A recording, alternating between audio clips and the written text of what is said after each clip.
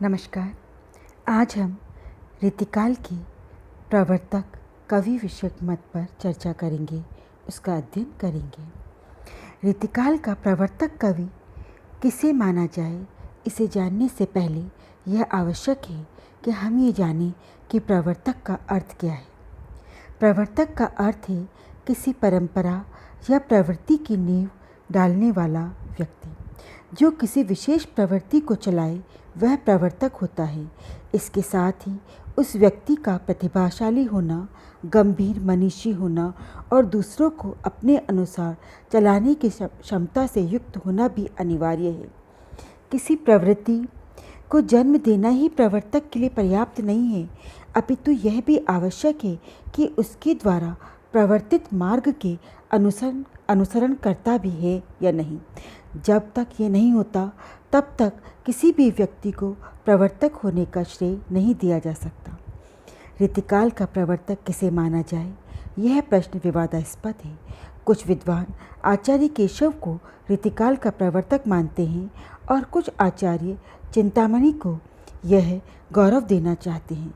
Doctor Shyam सुंदर दास का मत है कि यद्यपि समय विभाग के अनुसार केशव भक्तिकाल में पढ़ते हैं और गोस्वामी तुलसीदास आदि के समकालीन होने तथा रामचंद्रिका आदि ग्रंथ लिखने के कारण वे केवल रीतिवादी नहीं कहे जा सकते, परंतु उन पर पिछले काल के संस्कृत साहित्य का इतना अधिक प्रभाव पड़ा था कि अपने काल की हिंदी काव्यधारा से पृथक होकर वे चमत्कारवादी कवि हो गए और हिंदी रीति ग्रंथों की परंपरा के आचार्य कहलाए। इससे कुछ लोग ये निष्कर्ष निकालते हैं कि केशव को श्याम सुंदर दास जी ने रीतिकाल का प्रवर्तक माना है। वस्तुतः यह निष्कर्ष निकालना उचित नहीं है, कारण इस कथन से यही स्पष्ट होता है कि केशव ने रीति ग्रंथों का सृजन किया है और इसमें वे आदिम आचार्य हैं। यद्यपि श्याम सुंदर दास का ऐसा मानना भी निराधार है, क्योंकि केशव से पूर्व भी कई रीति ग्रंथ लिखे गए हैं। उदाहरण के लिए सूरदास का साहित्य लहरी, नंददास का रसमंजरी और कृपाराम की हित तरंगिणी व कर्णेश का कर्णाभरण। हाँ, यह बात अवश्य है कि इन ग्रंथों में काव्यशास्त्र का गंभीर व सांगोपांग विवेचन नहीं हुआ है। पहले पहले इस पद्धति पर रचना करने वालों में आचार्य केशव का ही नाम जाता है। रामचंद्रिका तक में यही प्रवृत्ति देखी जा सकती है। आचार्य शुक्ल का मत उपर्युक्त मत के विपरीत है। उनकी दृष्टि में रीतिकाल के प्रवर्तक आचार्य केशव न होकर चिंतामणि हैं।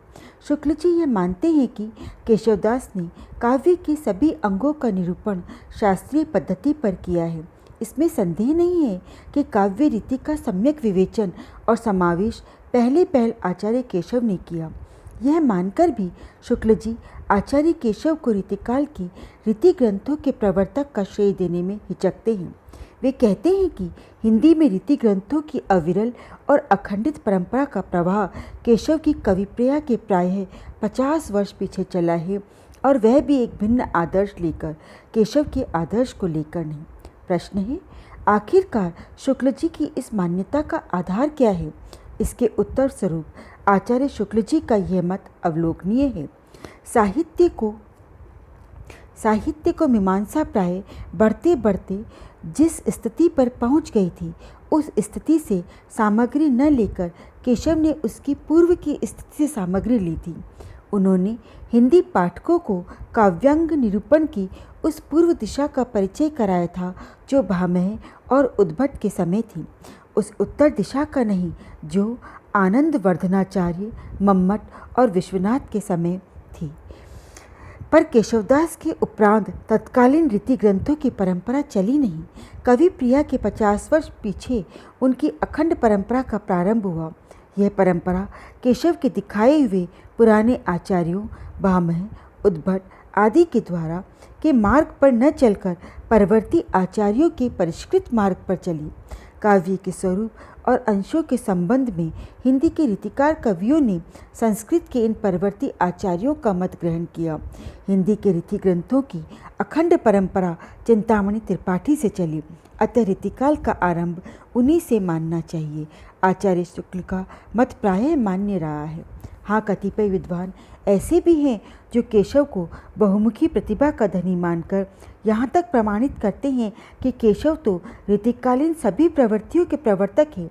अधिसंख्य आलोचक मानते हैं कि केशव केवल रीति परंपरा के ही प्रवर्तक नहीं ठहरते हैं, प्रत्युत ऋतिकालीन साहित्य में उपलब्ध होने वाली अन्य प्रमुख प्रवृत्तियों के भी प्रवर्तक ठहरते हैं। हमें निसंकोच भाव से कह सकते हैं कि रीति परंपरा को सुप्रवर्तित और पूर्णतः प्रतिष्ठित करने का श्रेय केशव को ही है। धन्यवाद।